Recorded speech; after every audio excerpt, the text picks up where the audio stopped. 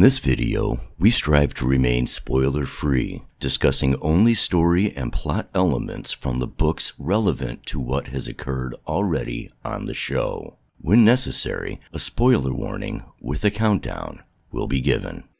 Hi everyone, I'm Rebecca. I'm Max. And I'm the Geeky Hippie. Welcome back to WoT the Adaptation. We're the show that reviews adaptations from one form to another form.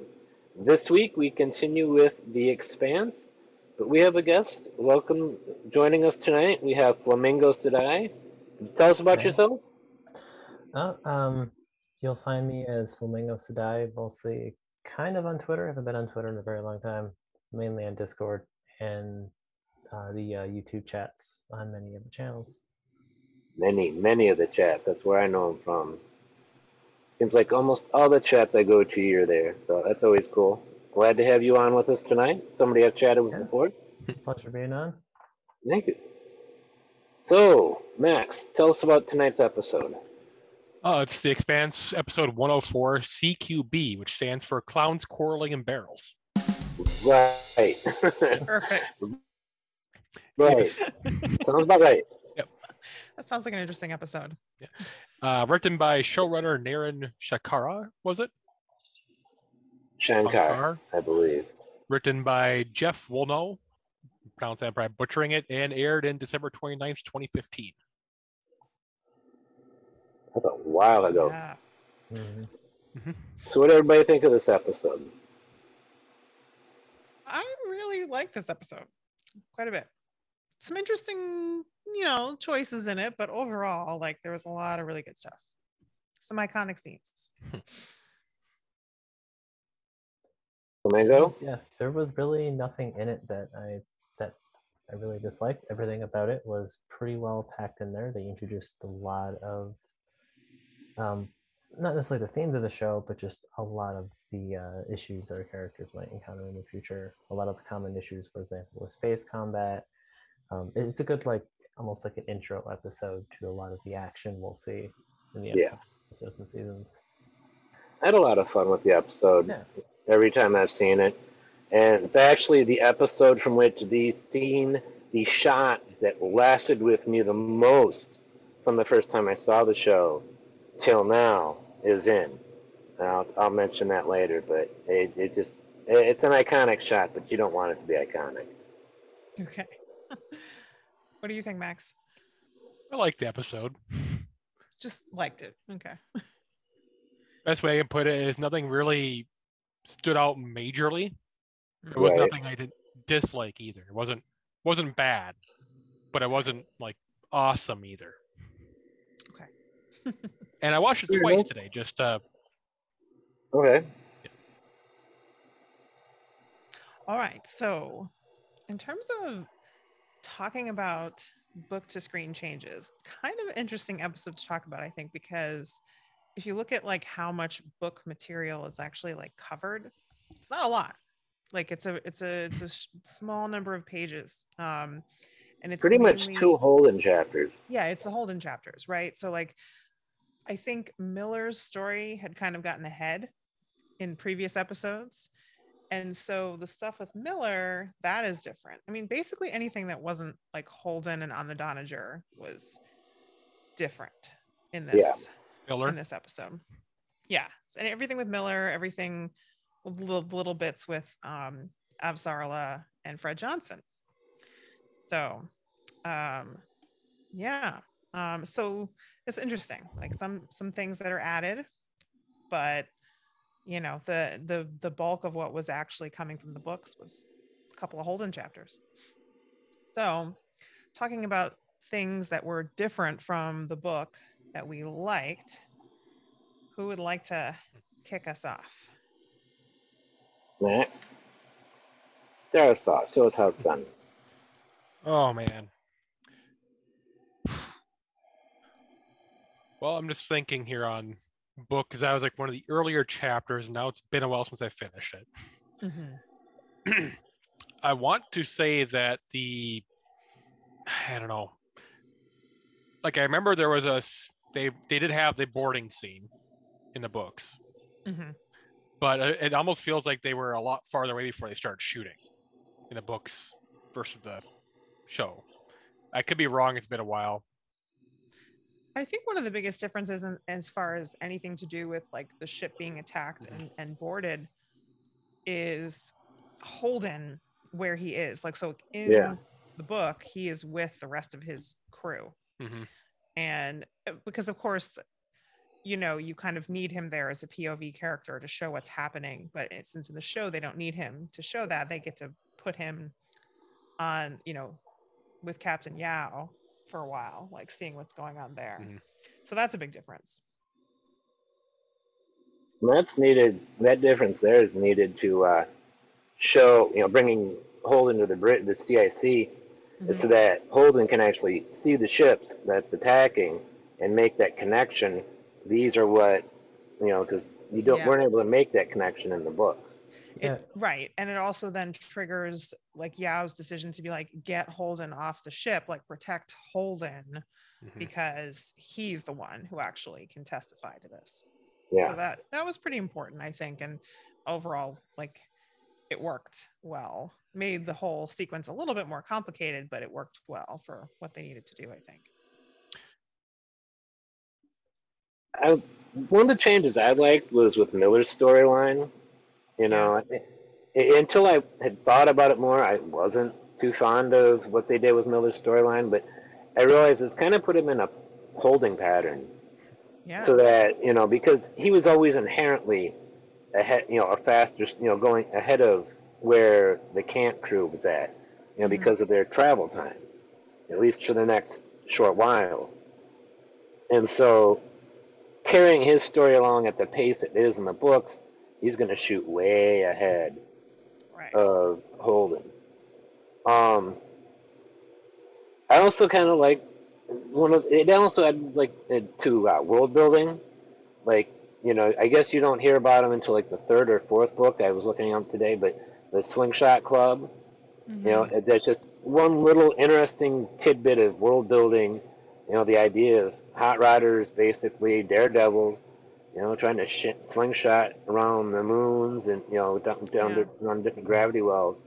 And I'm just like, whoa, okay. You know, now that you mentioned that, you know, since I've seen the whole TV series, I haven't read the books. There was quite a bit of foreshadowing in this episode for later seasons. Yes. There's a lot in there. And that I did appreciate. Like, I did like that as a change. Yeah. I guess we don't want to get too specific about what that is, but I totally agree. There is a ton of foreshadowing. And it was good. Yeah. And I did like the world building with like Miller and like some of the tech that they're dealing with. That was the other thing I was going to bring up. I don't know if any of these, you know, I've only read the first book and parts of book 2, so I don't know if these cybernetic implants, are in the books or not, whether they even get used. So then it did add some world building that you don't get until later. Yeah, this episode was full of that. A lot of world building we didn't get, and they had a way of fitting it in without it seeming very clunky. Yeah. Like this scene never existed in the books. Right. Yeah.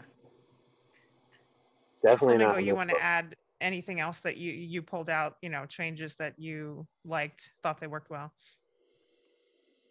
Well, a lot of the foreshadowing stood out a lot to me. I don't know how much we can get into it, but the change you were saying, Rebecca, about how Holden was kept in the CIC is what we didn't get in the book. I sort of read through that section. That's when I realized earlier how short it really was. We didn't get that distrust from the crew in the book. No. Right. As far as I know, they didn't interrogate any other characters besides Holden. But by keeping him separate, it allowed that to form, and that sort of pulled ahead a lot of the character building and crew building we'll see later.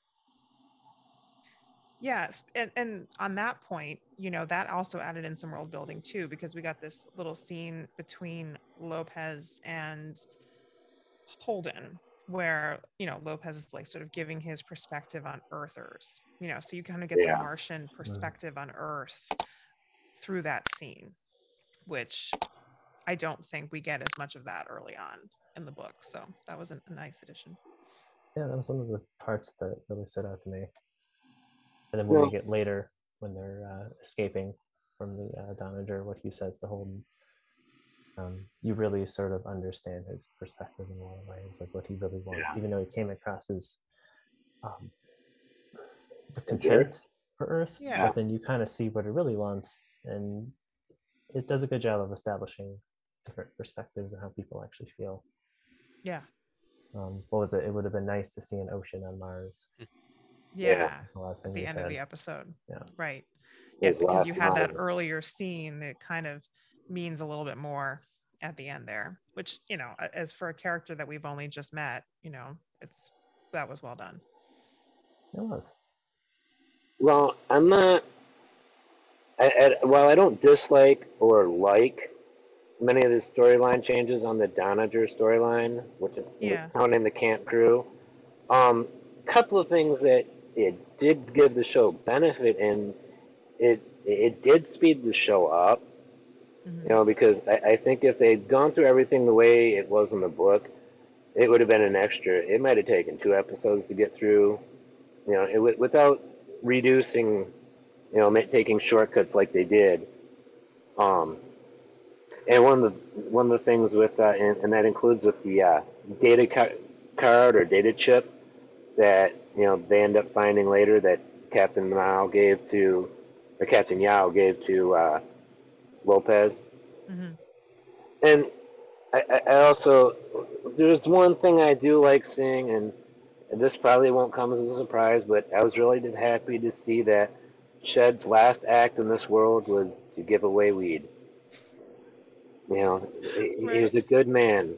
He was a good man. Gave away his last joint just before he died. It was a good, I guess, last moment for him, because I mean, like a lot of other times we've seen him, like he's been freaking out, and here he got to actually, like, you know, kind of do his job, and he was trying to calm Alex down, who was freaking out. Yeah. So, you know, all and right. it does beg the question, and this is coming from a smoker, who the hell made the decision to allow smoking on a ship or a station?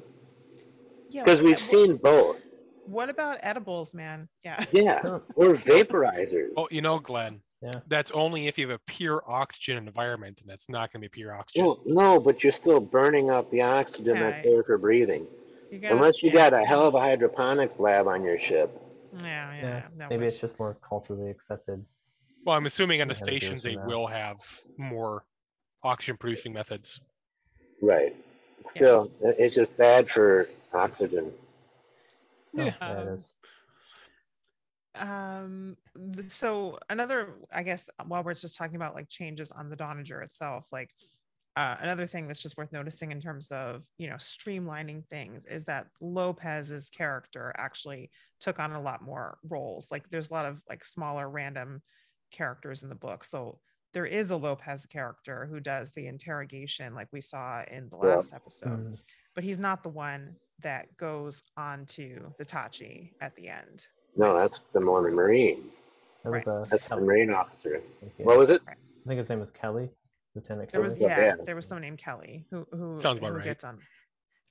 Yeah, so he's sort of like a combination character, which makes sense. Like, you know, you don't want to cast more actors than you need to when you can use the same person. He also kind of seemed like the XO standing there on the CIC. Yeah. Anyway, he came off as the XO on that scene. Yeah, I'm not entirely clear on what his whole like role is, but he clearly is doing a lot on that ship. So, or was. I just kind of like the crazy idea here. They should have cast the main crew from Starship Troopers as the Marines, because they would 100% fit that role. Okay, Max. Yeah. Just go guns blazing. That'd be totally them. Okay. Wouldn't take anybody out of the scene. No. I feel like, okay, so we've kind of covered a lot of the changes. I have more to say about the Miller stuff, but I'm going to kind of save that. Couple things we haven't really touched on are Avasarala's scene and the scene with Fred Johnson, and like being introduced to him as a character in this way, and also learning about the Nauvoo. Yeah, I was going to talk about that one later. Okay, Fred Johnson.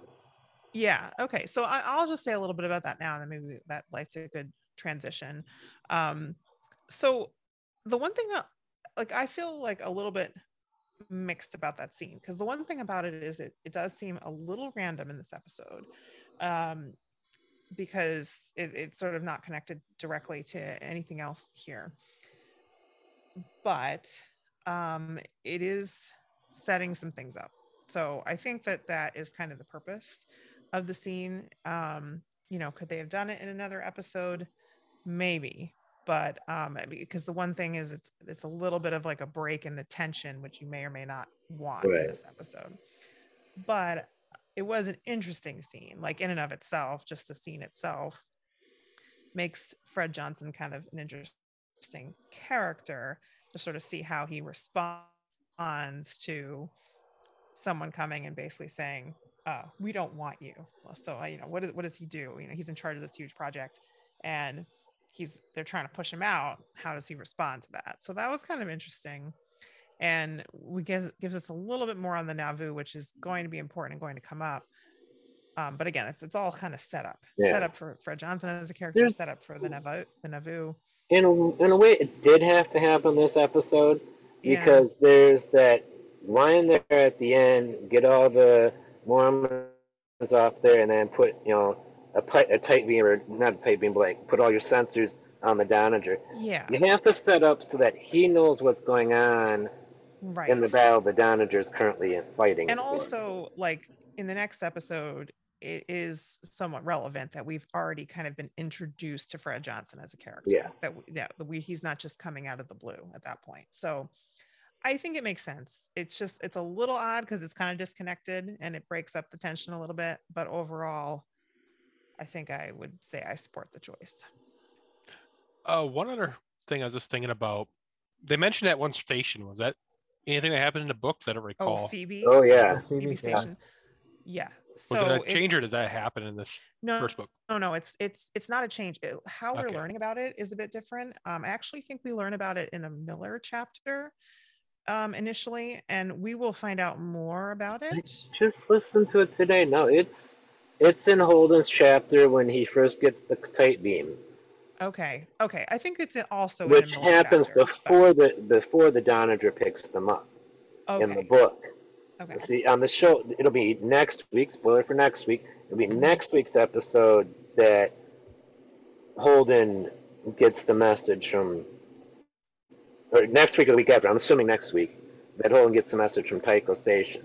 Yeah, I think it's next week. In the book, they already got the message from Frank. Right, but no, that's true. Before they even got picked up. But did he mention Phoebe in that tight beam from Tycho? I don't remember about Phoebe, but no, that's what we're talking about. But Holden was talking about the Andersons. I'm sorry, I thought he said Anderson Station. No, we're not talking about Anderson Station. We're talking about Phoebe Station. That's the flashback in the next episode, I think.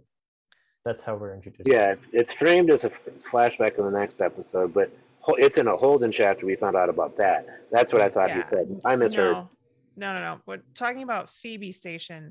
My mistake. Because this was the conversation in this episode where Holden is like, okay, he says to Lopez, like, you guys keep mentioning Phoebe Station. He wants to know, like, they want to know if they know anything about it. And he's like, we weren't there. We don't know anything about it. But like, so then he wants to know, like, what is this about? And Lopez tells them, like, basically everyone there was killed to cover up something, and they still don't know what they were covering up. Right. So that's the part about Phoebe Station in this episode. And yes, that is in the book.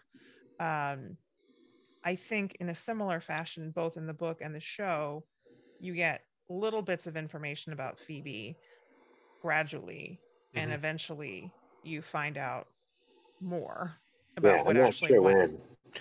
I want to say when I read that, later it was like in this season. I read it so fast that I kind of bypassed Phoebe Station, because it's like the chapter for this area is just so short. Yeah, and it's a one-off thing. It's like I couldn't remember if they'd mentioned it or not. They definitely have, and I'm pretty sure in the book, at this point in the book, we've heard mention of Phoebe in a Miller chapter. Because he's like heard some news about it. But again, we don't have all the details of what happened there. We just know something fishy happened on Phoebe. Plus, it doesn't help that learning all these station and ship names just kind of start running together after a while. Where were when Holden went out to the bar and he saw the other security people who were moving through on their way to another place? Where were they coming from? Holden? When Miller, and that's because later on Havelock hooks up with some of the Protogen people that were passing through. Where were they coming from? Were they coming from Eros or somewhere else? No, I was thinking that might have been. Eros has not been mentioned yet. In the show, no, but I think at this point in the book it has. They mentioned at least in the sections that correspond to the Holden chapters for Miller, he mentioned something about how all these local gangs are going missing and Daz. Yep, the Griga is gone. And he has no idea what's going on. Which is something that hasn't come into the show yet. You're right. Like that's maybe it's not in the book yet either. Well, the thing that definitely is in the book for the Miller chapters so far is like the gangs and the riot gear. So there's all these things like hints about stuff going on in the Miller chapters that we haven't had that in the book yet. That was an interesting choice. Like, well, anyway, I don't know where we are in the questions at this point because we've kind of like gone off a little bit, but are we ready to talk about like changes that we don't like or didn't work as well? I don't have much in the way of that, but if anybody's got anything, go for it. I mean, the only thing I'll say, overall, like I really enjoyed the episode, and like with the part that I probably have the most I'm not sure about is the Miller sections of this episode, because they're creating something for him, right? Because of his story had gotten ahead. They kind of need him to not get too far ahead of Holden in terms of the storytelling here. So it does feel a little bit like we're treading water, so that I think his scenes feel a little less important, relatively speaking. The main thing I sort of have a question about is like, why this guy, so they basically make his whole thing in this episode about this guy who has all the tech implants, and he's trying to figure out who he is, and he has a connection to Julie. Why that though? Like, it's an interesting choice as opposed to some of the things that they could have focused on. Like if you wanted to pull from the books, they could have focused on the things we've been talking about, like the gangs that are going missing, the riot gear that's gone missing. Or if you want to tie into stuff that's more show focused, like we could have had more of what's gone on with Havelock. Like Havelock's just absent for most of the episode. And like, given how the previous episode ended, we're kind of like, what about Havelock? Like, what the heck's going on with Havelock? Havelock's been pretty lazy this episode. Yeah. I will say that this episode in a very small part did kind of show Miller being similar to Amos that we didn't have quite so far. Okay. What was that now? Well, it's just not normal for a person to go, I'm just going to poke this corpse and pull something out. That's true. A very Amos attitude. Right. Yeah. If anything, I was thinking like when Amos was like dealing with like patching that hole behind Shed, and he's just like all up in his like blood and stuff like that, Amos looked a little bit uncomfortable. And I jumped. When the gravity kicks back in and the blood splashes behind him, he jumps. I rewound it and wound it and wound it just to make sure that's what he was reacting to. And I'm convinced Amos jumps when that ball of blood just splashes down. Amos did not seem all that like. I wouldn't want to get blood on my shoes. Well, it's just a ball of blood above someone that they just died like that. Kind of yeah. It's unnatural for an Earther to see a floating ball of blood. Yes. But Amos seems affected by it, if anything, more than, I mean, granted, Miller's got a corpse of someone he's never met before, and he's very dead and all that.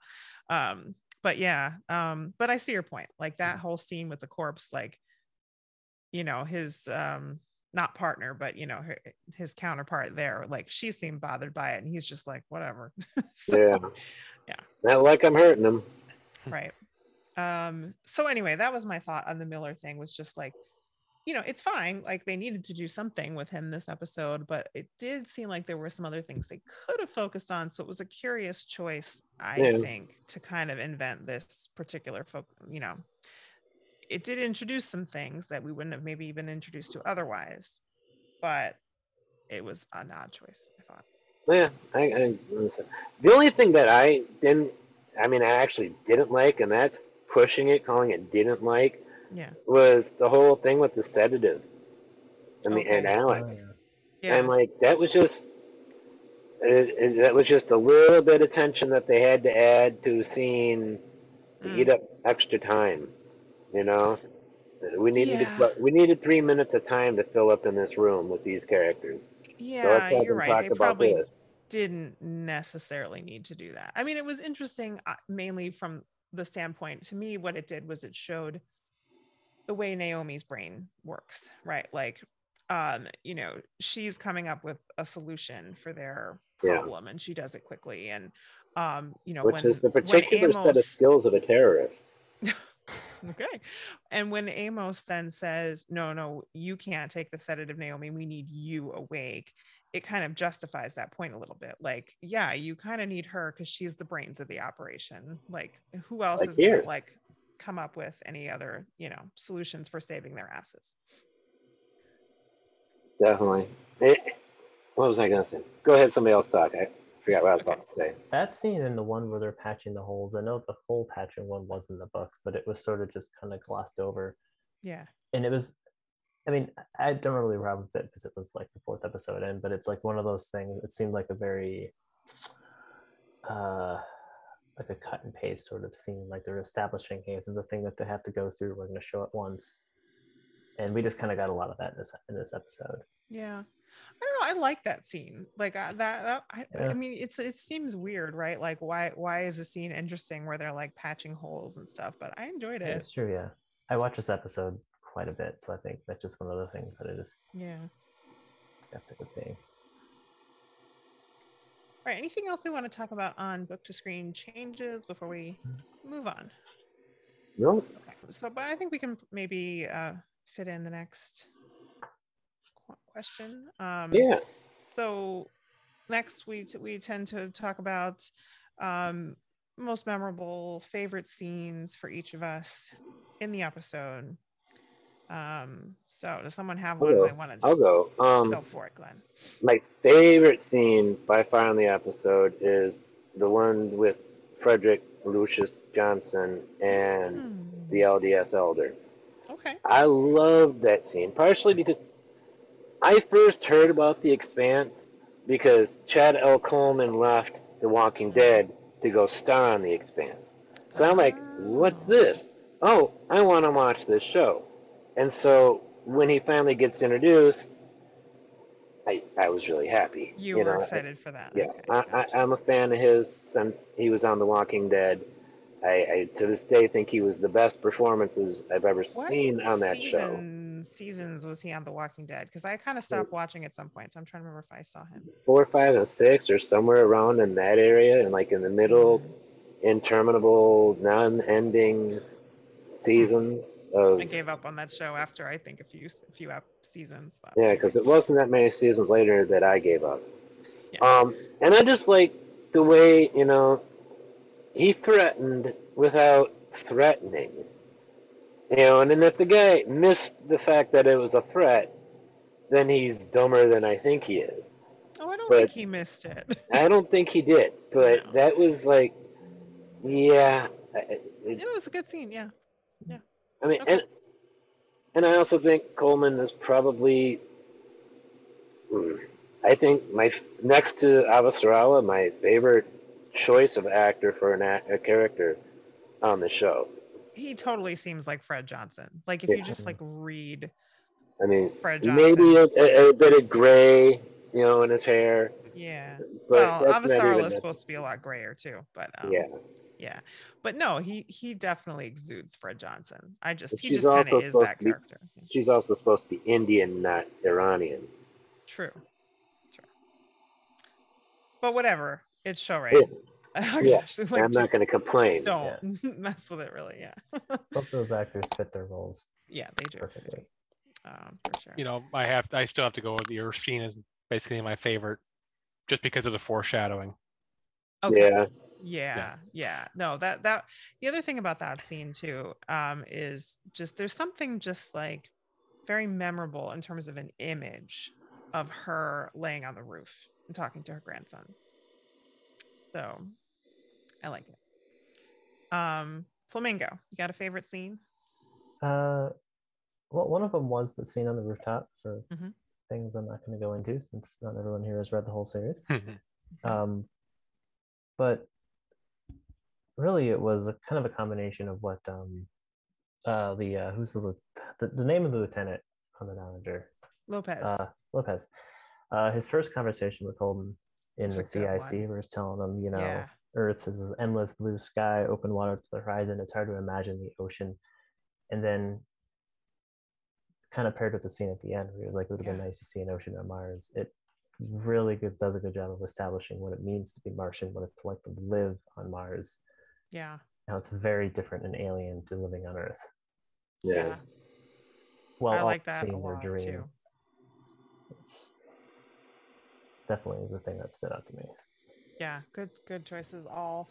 The other, I think, I don't know, maybe this was, it seemed like maybe other people weren't as thrilled with this, but I thought that just like the whole sequence basically from like Shed starting to offer Alex, and then, so that basically like everything's starting to blow up, the whole like kind of quieter sequence of patching things up, and then like, all the way through to like Naomi and Amos are like sitting there and they're talking and like sort of processing what might happen to them, and that was some really great acting from the pair of them. Just that basically that whole sequence of like we're trapped in this room and we don't really have a lot of options. They quickly do everything that they can think of to do, and then it's just kind of like, okay, we're all you kind of got to stuck. do is sit and wait. And so that whole thing I thought was, I mean, it's multiple scenes really, but that whole sequence I thought was really well done.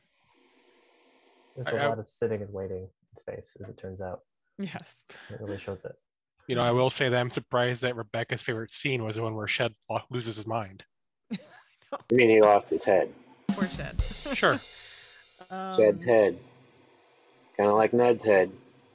Now, see, that was, I didn't mention, that shot of Shed, headless Shed with the blood going out the hole in the wall, bulkhead, that's the shot that stuck with me that, until the most, to this day, I mean, you say, what shot do you think of when you think of The Expanse? That's the shot. Okay. Yeah, I mean, it is hard to forget that. And that's really, after seeing all 6 seasons. And when I had first seen it, I hadn't read the book yet, so I did not know it was coming at all. And like, you don't necessarily expect it because there aren't that many characters in this little group, and you don't necessarily expect one of them to just kind of go in a very offhand kind of way like that. Yeah. So yeah. Okay. Well, it's like a D&D. When your character dies, you re-roll, and I'm guessing he went fighter for season 2. Fighter, Martian. So, anyone have any scene that they didn't like? I don't feel like there's going to be a whole lot to say there on that part of the question. I didn't really have any. It was surprising because watching it, like it was always really good sci-fi, hard sci-fi we had in the show, and this one battle scene is like there were elements of it that was like didn't hold up as well as I thought it did. Okay. Just with the amount of sound in space, but it was also, how to put it? It's like the camera's following, so you kind of expect a little sound where it's like from a perspective of the guns, you're hearing the guns. But then we're hearing the explosions off in the distance, which don't quite jive as well. Except that goes all the way back to the first episode. Yeah. And go watch it again. Go watch it again. There's definitely sound in space in almost every single space shot. Yep. I remember being more muted than this one. Other than that, the graphics of this episode didn't hold up as well as I thought they did. Okay. Just the explosions and the various explosions. It was very 2015 sci-fi. Okay. It- I mean, I think, yeah, that's kind of how I looked at it. As I was like, well, they didn't have a huge budget. This was Mhm. like their first Yeah. season on the I mean, they did Sci-Fi Channel, fantastic. and But it was, so it I was don't actually, think it. yeah. I don't think it looks that bad. But I thought the Tachi looked great. You yeah. know, I mean, it was no Battlestar Galactica great, but the budget reminded me of SGU in many ways, yeah. especially the lighting in this first season. Very much reminds me of SGU. I'd Yeah, have to see who the cinematographers are. I only Might- watched that show for the first half season, but kind of beginning at. And I mean, if you compare it to like when Amazon took over, you can tell there's a difference in lighting and cinematography and graphics. Sure. Yeah. Mm. I mean, And that like, makes sense. you know, every studio has their own lighting thing, and Amazon clearly has their own. You know, a lot of people don't like Amazon's lighting. Right. They love HBO's lighting, except for that one season. Yeah. Well, yeah. You know, but it's like you can definitely see it, and you know, that was 2015 under Sci-Fi, not Amazon, so it's, you know, it is what it is. But you know, today 2022 versus 2015 doesn't hold up as well as I thought it did. No. The one show that consistently still holds up is BSG. Okay. We are ready to talk about actors. All right. So, who's got any actor shout outs or call outs they want to make in this episode? Well, you know, obviously Avasora. Every episode, right? That's just If like, she's in the episode, yes. yes. Yeah. Have any of you guys listened to the podcast Ty and That Guy, which is relevant for this show? No. Okay, so it's one of the authors slash producers on the show, Ty Frank, Yep. and one of the actors, Wes Chatham, Amos. So they run the podcast and they talk about the show, but then they also do like rankings of, and they'll come up with something connected, like, you know, if there's a romantic element in the episode, like, okay, so we'll pick like, our top movie romances or whatever. It's always movies because they like to talk about movies. They're obsessed with Die Hard, so the Best running Christmas joke movie. the running joke is that Die Hard goes into their top 5 for like every ranking they ever do. It's just in the 0 position. Okay, so of course they'll find some way to like shoehorn Die Hard into their ranking. So we can do that with just Shorei. Like, she's always in the 0 position for actors in our list. That works for me. Yeah, every time.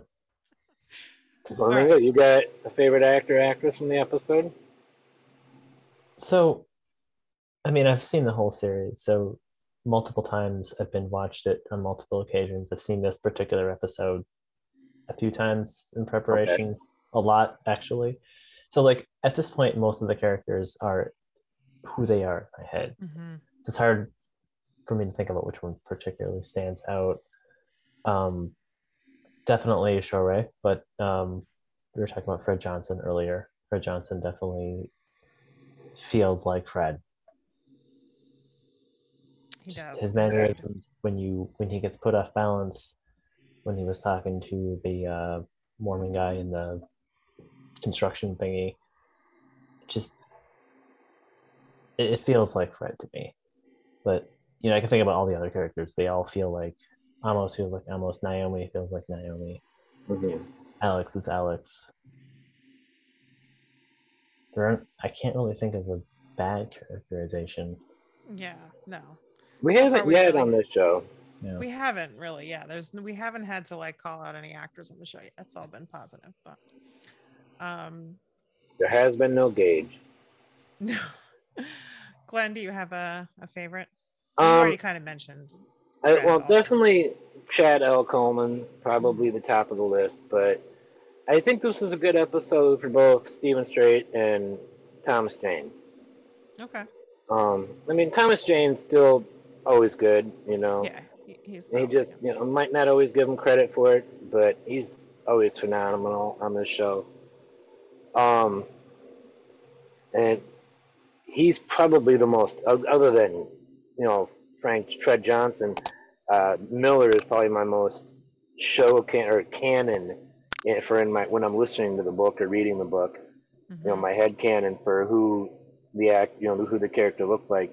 It's definitely between the two of them, Fred and Miller. Miller. Yeah. I mean, the others are kind of head canon, but not nearly as like rock solid. Like I can't possibly imagine Miller or Fred looking like anybody else, Yeah. but I do can feel picture like other people playing the other yeah, so characters. some of the characters, the way they're described in the books, are kind of different. You know, I mean, Amos is supposed to be like bald or something, and He's got a balding spot, and he's a lot yeah, bigger. Yeah, He's a lot I think bigger. it's a little and bit a lot bigger in bigger. the And books. Alex, I think, is supposed to be sort of like older and also balding. So they didn't really And go for the whole Naomi's the tallest of the crew, of the yeah, and I think she of the has like night crew. long hair Yeah, that she hides in a lot, Yeah, so it's a little that's the thing but that shows too. They sort of take if an actor isn't, yeah. or if a character isn't, they take away the non-attractive traits and make them younger, maybe more fit. And that's sort of what Yeah. we're seeing. yeah. Yeah, and also, this was something that again I picked up from the Ty and That Guy podcast. Apparently, Ty Frank was not a fan of Wes Chatham for Amos when they were doing the casting, and because he was stuck on that he didn't look right. He was too attractive to play Amos. Yeah, I don't not tall or big enough or something like that. So he was stuck on those physical attributes and was sort of against his casting. And then he really came around because he was very new to this whole, I mean, he'd never been Did he involved in like casting meet him in the anything. parking lot, and that's when it really convinced him? I don't know. Probably a dark alley. Yeah, probably Wes Chatham confronted him in a dark alley and that convinced him, I think. Yeah. That's how he got the spot on the podcast too. But the showrunner, Naren Shankar, like basically said to Ty Frank, like, you hire the best actor and the rest of that stuff doesn't matter. And that was basically what he said. And having then been through the process and seen how it all works and everything, like he came around. He was like, no, Narayan was right. Like you hire the best actor and then you get the best character. And so, anyway, we're a little afield again, but I In thought this that was case, interesting. two of the actors were like literally the best, not just performance wise, but looks wise, I think. Yeah. I always pick at least one inanimate object for an actor in an episode. Yeah. I was going to do with the blood ball, but I figured this time I would be different and choose the dead guy. The dead because guy. he played multiple roles this episode. That's true. Yeah, I'm just not sure if that was actually a human being laying there on the slab in the morgue. I'm gonna hope it wasn't really, but I don't know. Well, I mean, it's a little awkward to being that naked, laying there with two people standing and talking over you for multiple scenes and reshoots. I mean, interesting. Interesting note here is that Naren Shankar has CSI Crime Investigation on his credits.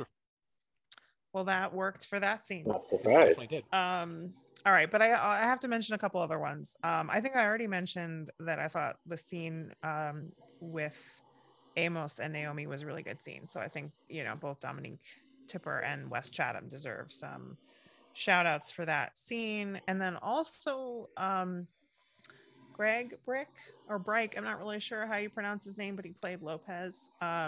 Okay. I think it was pretty great. Like, he had a couple episode arc, but he had some really memorable scenes. And, I just think well done with a not huge character role. I enjoyed his performance. So. I like the character in the book too. Well, the version of his character that gets them to the boat, gets them onto the Tachi. Yeah, like, it was something where like the show made a little bit more of this character who was kind of non-existent in the book. They just, maybe they hired the right actor, or they just, did the smart thing of kind of, combining some things into one person, and it worked. Well, it's probably easier and cheaper to have one actor because he plays the role of at least two characters. Yeah. And then we kind of give a crap when he dies, as opposed Yeah, to, that's the thing. you know, He's whatever. almost not a throwaway character, but he dies pretty quickly. Yeah. Yeah, he does. I mean, Yeah, he's like it's a 2-episode arc. That's it. you know, if they do that bit in the book where he's like, give these guys, you know, Martian burials, Oh yeah. having us care about them makes that make more sense. Because in Yeah. the book, I didn't really get like, okay, Oh, that's nice, but like, well, who cares about? I mean, you know, whatever. This Kelly guy. Right. Yeah. Yeah. Okay, so I think we covered that, including our inanimate object shout out. So now it's time to talk about themes.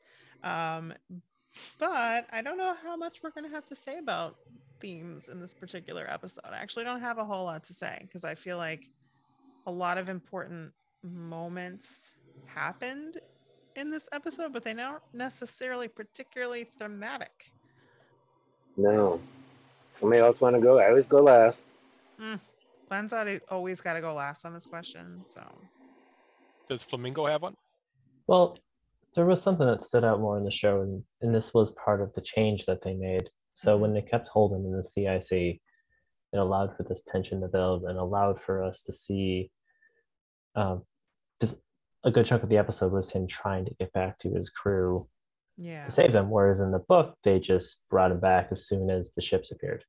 There was no waiting in the CIC, immediately bring him back. They were together the whole time.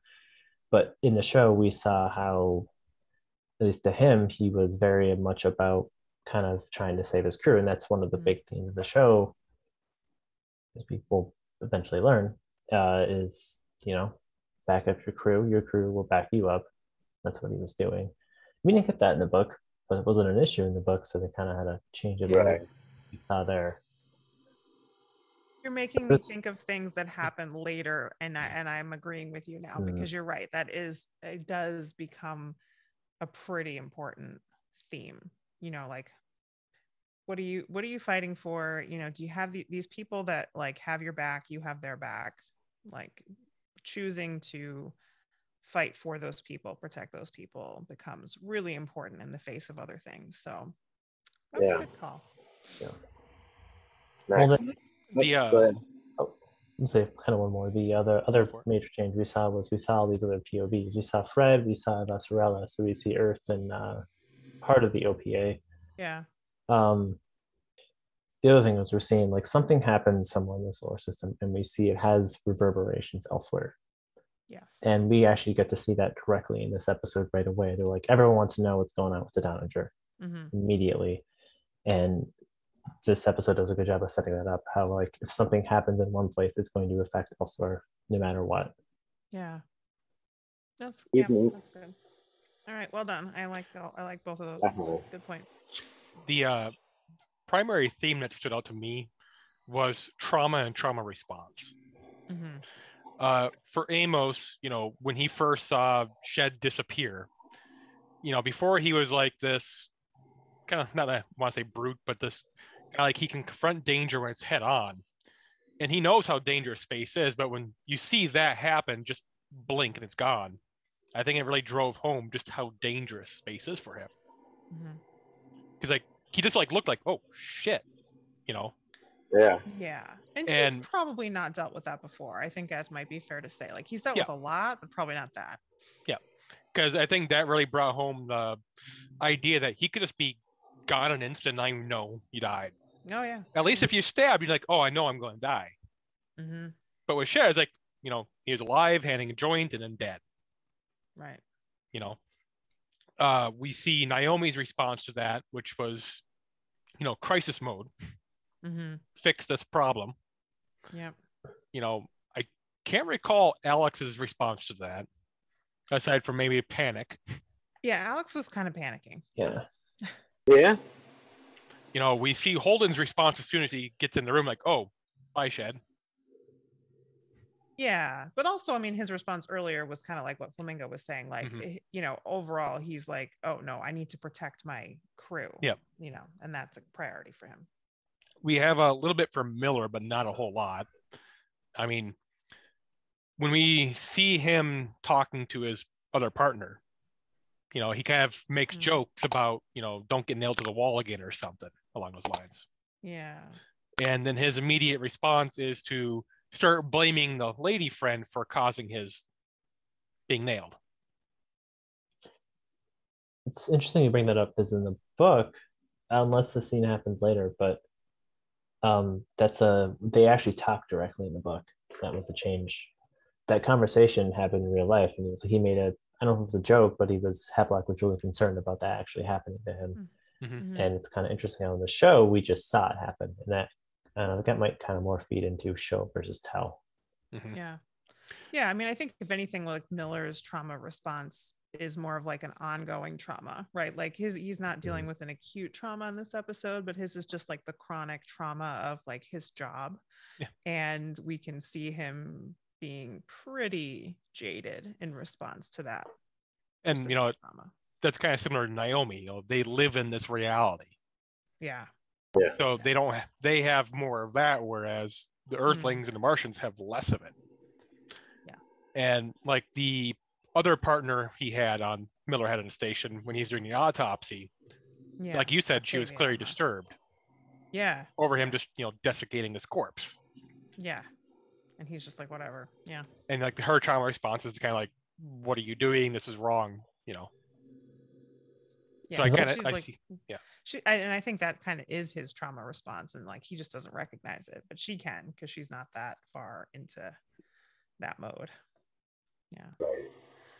All right. So before we toss to Glenn, I'll just add that I think there's a bit of a theme, and this is certainly an ongoing thing throughout the series, is the way where you are born and raised like shapes your view and your response to everything. And so that is we saw that a lot again in that scene between Lopez and Holden talking about Earth versus Mars, and how I mean, Holden doesn't say a whole lot, but we can clearly see that like Lopez has a certain point of view that's been formed by being raised on Mars, and he at least projects a lot into what he sees of the very different experience on Earth.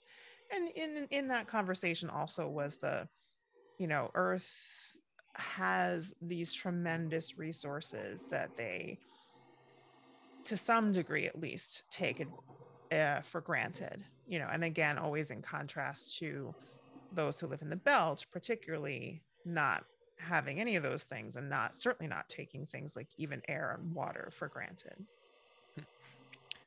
Good old resource scarcity. Yeah. So the resource scarcity, but then also again just the way your worldview is shaped by where you are born. There was that scene again, one of the added scenes in the morgue where they talk about the average life expectancy. So each of the three main regions, and it plays right into that. Yeah. Earth is 123 years, Mars is a little bit more, and the belt series is half that. And that would change your worldview as well, right? If you thought that like it's almost twice as long that you might live if you lived on Earth versus in the belt. And that's going to change how you see things if you expect to live a certain amount of time. I will say that from the later seasons when we see Earth, it's like I really question that 123 number. I know, right? It is a little bit hard to imagine. Like, I feel like things aren't that great on Earth. Like, so how have we managed to pull that off? I don't know. So, I don't know who's about to start here. We don't see a lot of Earth. The first one I spotted, Flamingo already brought up. It's the whole loyalty thing. And I spotted it. If Holden's showing more loyalty to his crew than we've seen the crew show each other yet in the show. And they were showing more loyalty to each other there in that room than we had yet seen them showing. Yeah. And that was kind of weird, seeing more loyalty on the show. In the book, they never had a lack of loyalty. That's one of the changes because there isn't the interpersonal tension. No, it's true, because almost like they're instantly bonded just by being the only survivors of the Cant. Right. Yeah. The Martians, they also showed a lot of loyalty to each other, specifically with the Marines, but also to Mars in general. And I guess you could throw mix into that dude or duty and throw into that mix. I'm reading my notes. You could throw into that mix duty. Wow, I got ahead of myself there. Because that was a driving motivator for the Marines, the Martian Marines.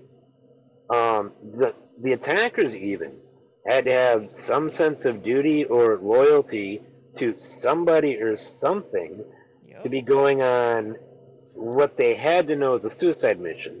It was made quite clearly that in this day and age, to be on the boarding party attacking a ship is a suicide mission. At least a ship like the Donnager. I mean, right? Like they're Yeah.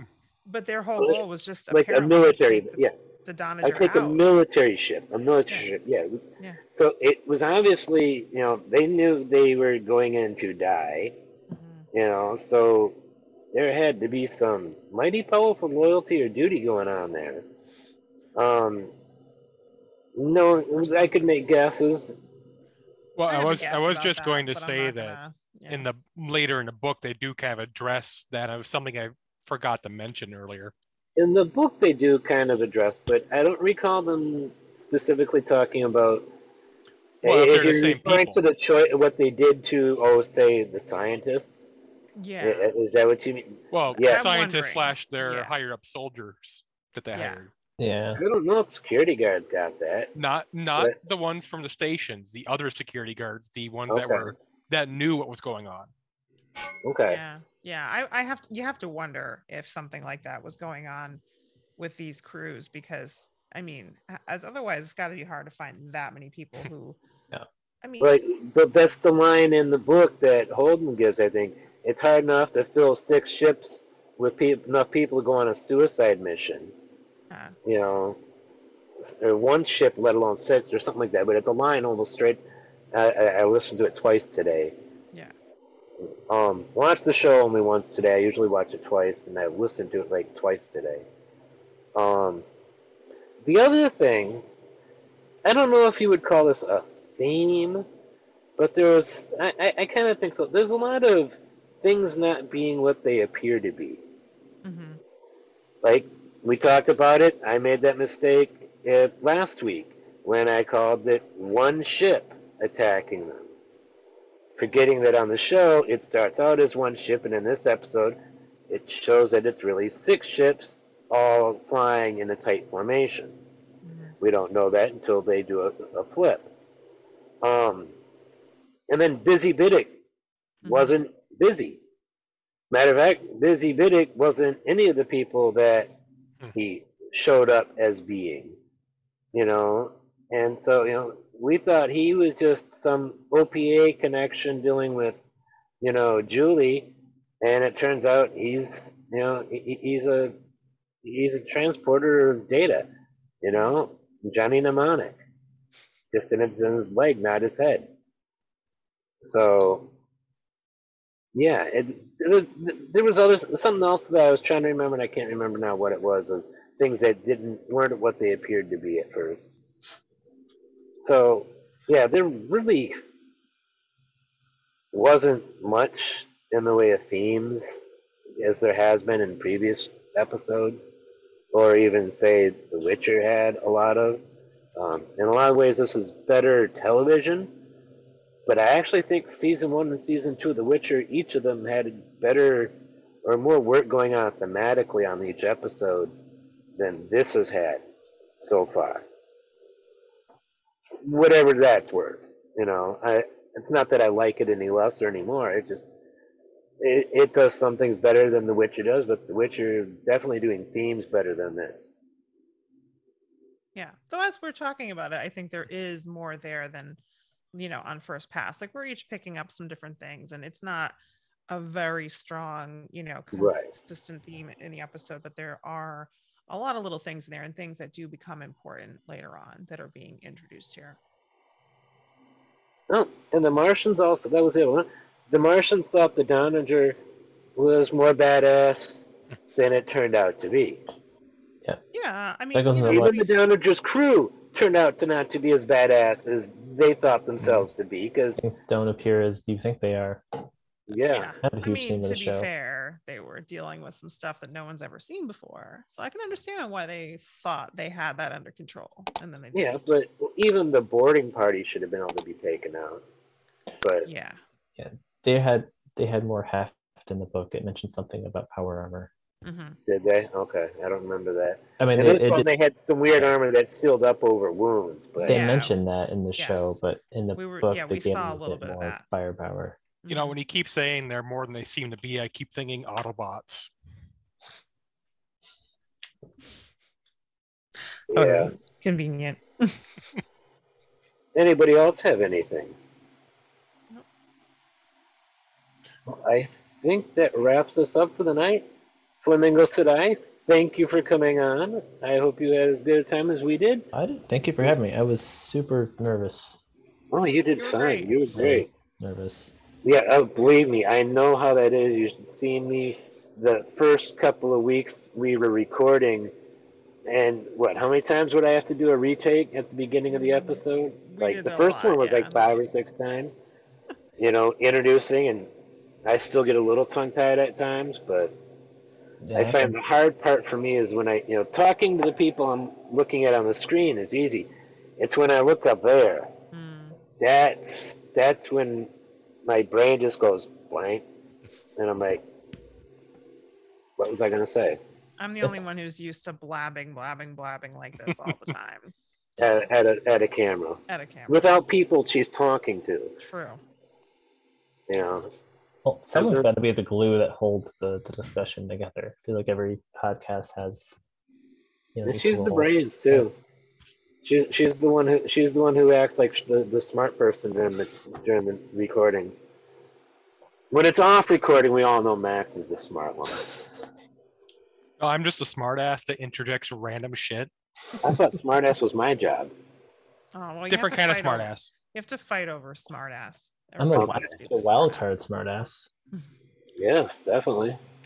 Speaking of smartassery, next episode is Back to the Butcher, not to be confused with Carl Urban's Billy the Butcher. So, again, thanks everybody for joining. Thanks for watching. Come back next week. Leave us a like, comment, and subscribe, and don't forget to be awesome.